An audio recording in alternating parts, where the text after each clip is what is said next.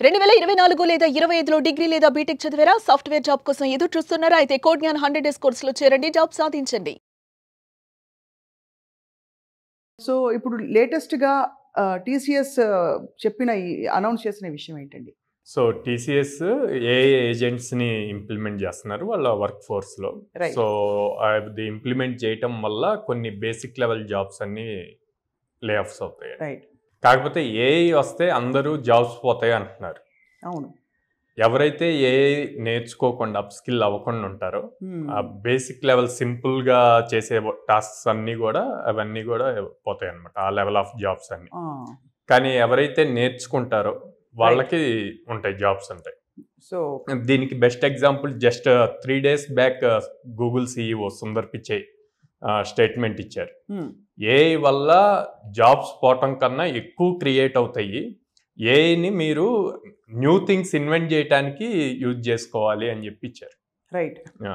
So even తను ఇచ్చారు, గూగుల్లో 30% ఆఫ్ కోడ్ ఏఐ తోటే బిల్డ్ చేస్తున్నాం ఇప్పుడు. హ్మ్. So basic level code build చేస్తున్నారు, కానీ అడ్వాన్స్డ్ కోడ్ బిల్డ్ చేయాలి అంటే కనుక కంపల్సరీ హ్యూమన్ ఇంటెలిజెన్స్ ఉండాలి. అంటే బేసిక్‌గా మనం చెప్పేది ఏంటంటే దట్ నిజంగా మన మెదడుకి మరింత పదును పెట్టే వాతావరణం రాబోతుంది. అవును. అంతే కదా? అవును. బికాజ్ చాలా మంది మీరు అన్నట్టుగా ఇప్పటికే బాట్స్‌కి దానికి మారిపోయారు. సింపుల్ రెగ్యులర్ ఎగ్జాంపుల్ చెప్తాను. నా చిన్నప్పుడు ల్యాండ్ ఫోన్స్ అవును. ఊర్లో ఒక 6-7 హౌసెస్లో ఉండే, 6-7 హౌసెస్లో ఉండే. ఎవరైనా కాల్ చేయాలంటే అక్కడ కాల్, లేకపోతే ఎస్టీడీ బూత్స్ ఉండే. అవును. ఎస్టీడీ బూత్స్కి వెళ్ళి కాల్ చేసేవాళ్ళం. ఎస్టీడీ బూత్స్ నుంచి 1 రూపీ కాయిన్స్ వచ్చాయి, 1 రూపీ కాయిన్ డైలర్స్ వచ్చాయి. అవి మల్టిపుల్ ప్లేసెస్లో వచ్చాయి. ఆ తర్వాత నుంచి మొబైల్స్ వచ్చాయి, మొబైల్స్ నుంచి స్మార్ట్ ఫోన్స్ వచ్చాయి. టెక్నాలజీ పెరుగుతుంది, టెక్నాలజీతో పాటు మరి జాబ్స్ కూడా పెరిగినాయి కదా. అవును. అంతే కదా. సో ఇప్పుడు భయపడుతున్నారు. హ్మ్. అట్లాగే ఇంకో ఎగ్జాంపుల్ తీసుకుంటే, ఫస్ట్ సైకిల్స్ ఉండేవి, సైకిల్స్ తర్వాత ఆటోస్ వచ్చాయి, ఆటోస్ తర్వాత కార్స్ వచ్చాయి, క్యాబ్స్, అక్కడి నుంచి ఫ్లైట్స్ వచ్చాయి. అదే. కానీ అది అక్కడ కూడా ట్రాన్స్పోర్ట్ లెవెల్ పెరుగుతుంది, ప్రయాణాలు ఇన్నోవేషన్ పెరుగుతున్నాయి. పెరుగుతుంది అంతే కదా. అన్ని. సో స్టార్టింగ్లో భయపడినా అంత భయపడాల్సిన అవసరం, మనం ఆ టెక్నాలజీకి సంబంధించి అప్ స్కిల్ అవుతూ ఉంటే గనక హ్మ్. సేఫ్ సైడ్ ఉంటాం. అది అంటే ఇప్పుడు కానీ ఇక్కడ ఛాలెంజ్ ఏంటంటే సాయిరామ్ గారు, ట్రెడిషనల్గా ఉండే కోర్స్ కరిక్యులంలో ఎంతవరకు దీని తీవ్రతని గ్రహిస్తారని చెప్పి, అరే మన వెంటనే అప్గ్రేడ్ అవ్వకపోతే మన స్టూడెంట్స్ తర్వాత వాళ్ళకి ఇబ్బంది అవుతుందని. సో కంపల్సరీగా అప్గ్రేడ్ అవ్వాలండి. ట్రెడిషనల్ కోర్స్లో ఏఐని ఇంప్లిమెంట్ చేయాల్సింది. అది మాకు కూడా పెద్ద ఛాలెంజ్. అంటే మేము ఎక్స్పెక్ట్ చేయలేం కదా ఇంత ర్యాపిడ్ స్పీడ్తో చేంజ్ అవుతూ ఉంటుంది అని చెప్పి. అవునవును. ఫస్ట్ డేటా సైన్స్ వచ్చింది, డేటా సైన్స్ నుంచి ఏఐ వచ్చింది, ఇప్పుడు ఏఐ ఏజెంట్స్ వచ్చాయి. ఏఐ ఏజెంట్స్ అంటే అసలు ఏంటండి? ఓ 5-6 మెంబర్స్ చేసే వర్క్ అంతా కూడా ఏఐలో ఒక్కసారి ఆటోమేట్ చేస్తే అదే చేసుకుంటూ వెళ్ళిపోతుంది. అవును. సో అక్కడ హ్యూమన్ ఇంటర్ఫిరెన్స్ అవసరం ఉండదు అనమాట. రైట్. సో బేసిక్గా ఏఐ అంటేనేమో మనం కొన్ని ఎగ్జాంపుల్స్ ఇచ్చి దాన్ని ట్రైన్ చేయాలి. అవును.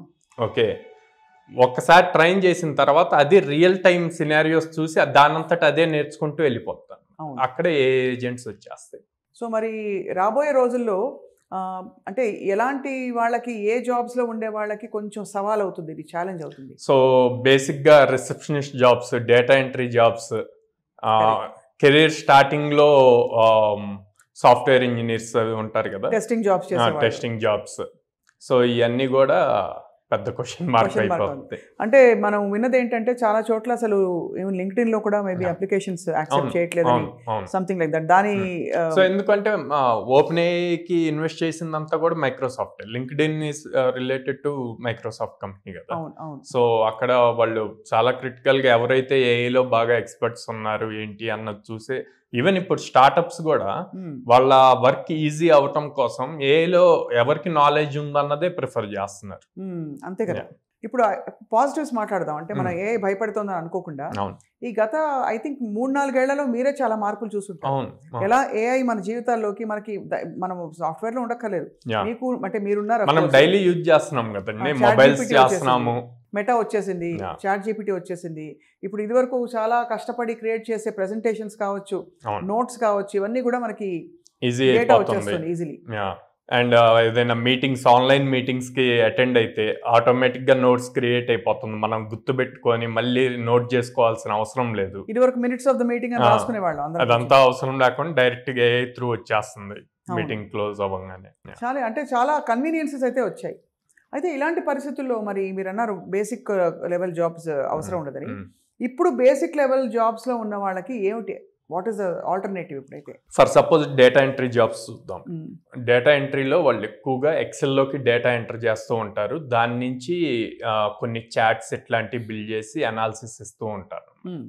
దీనికి నెక్స్ట్ లెవెల్కి వెళ్ళాలి అనుకుంటే లైక్ పవర్ బిఐ, ట్యాబ్లో ఇలాంటి టూల్ నేర్చుకొని ఆ టూల్కి సంబంధించి ఈ ఎక్సెల్ ఫైల్స్ని డైరెక్ట్గా ఏఐలోకి అప్లోడ్ చేసి ఆ కమాండ్స్ ప్రాంప్ట్స్ ఎలా రాయాలి అన్నది నేర్చుకోవాలి.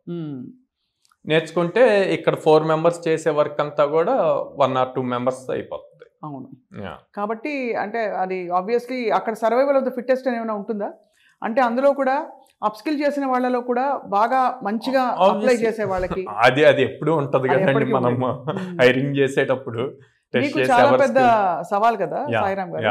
బికాస్ కోడ్ గ్యాన్ లో కూడా మీరు యాక్చువల్లీ ఒరిజినల్ గా మీరు కోర్సెస్ పెట్టింది మామూలు డిగ్రీలు తీసుకుని బయటపడ్డ వాళ్ళకి ఎటుపోలో తెలియదు. అట్లీస్ట్ ఒక ఉద్యోగం ఉంది అని, ఒక మంచి ఇండస్ట్రీ ఎంట్రీ రావాలంటే కొన్ని కోర్సెస్ అవసరం అని చెప్పారు. ఇప్పుడు మీరు మీ కోర్స్ కరికులంలో ఎలాంటి మార్పులు చేశారు? సో మా కోర్స్ మేము ఫుల్ స్టాక్ కోర్సెస్ చేస్తాము. ఓకే ఫుల్ స్టాక్ కోర్స్ చేసినప్పుడు వీళ్ళు ఫ్రంట్ ఎండ్ చేయాలి, డేటాబేస్ చేయాలి, బ్యాక్ ఎండ్ చేయాలి. ఇదంతా ఒక ప్రాజెక్ట్ బిల్డ్ చేయడానికి వర్స్ట్ కేసులో ఒక 4 members కలిసి కూర్చున్నా కూడా ఒక 10 days పడుతుంది అప్రాప్రియేట్గా మొత్తం ప్రాపర్ బిల్డ్ చేసి డిప్లాయ్ చేయడానికి. ఇనీషియల్ స్టేజెస్లో మేము నేర్పించాం, ఎందుకంటే కాన్సెప్ట్స్ నేర్చుకోవటం ఇంపార్టెంట్. నేను ఏఐ యూజ్ చేసేటప్పుడు చాలా మిస్టేక్స్ ఫైండ్ అవుట్ చేశాను, చాట్ జీపీటీ నుంచి కానీ జెమినీ నుంచి కానీ అది ఇచ్చేటప్పుడు. సో అది మళ్ళీ మనం రెక్టిఫై చేసుకొని ప్రాపర్గా చెక్ చేసుకొని దానికి ఇది కాదు ఇట్లాగా రాంగ్ ఇచ్చారు, ఇది కరెక్ట్ ఆన్సర్ అంటే అది మనల్ని అప్రిషియేట్ చేస్తుంది. అది లెర్నింగ్ స్టేజ్లో ఉంది. అవునవును. సో మనం ఫస్ట్ నుంచే స్టూడెంట్స్కి ఇప్పుడు కెరీర్ స్టార్ట్ అవుతున్న వాళ్ళకి ఏఐ నేర్పిస్తే గనక వాళ్ళు బ్లైండ్గా ఫాలో అవుతారు. రైట్. ఓకే, అలా బ్లైండ్గా ఫాలో అయినప్పుడు రేపొద్దున లాజికల్ థింకింగ్ అన్నది వాళ్ళకి రాదు, అసలు రాదు, డంబ్ అయిపోతారు. అంటే క్వశ్చన్ చేసే అబిలిటీని కోల్పోకూడదు. అవును. సో ఫస్ట్ అసలు వాళ్ళు బేసిక్ ప్రోగ్రామింగ్ అన్నది నేర్చుకోవాలి.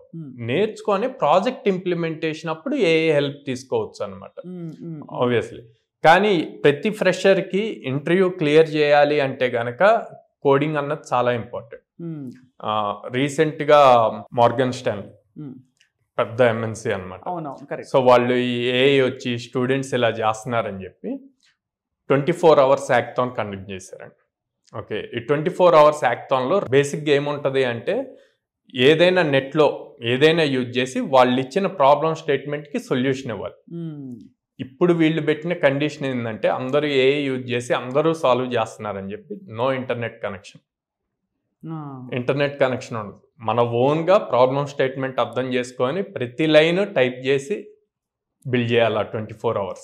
ఇక్కడ రియల్గా ఎవరికి కోడింగ్ వచ్చు అన్నది బయటపడిపోతుంది.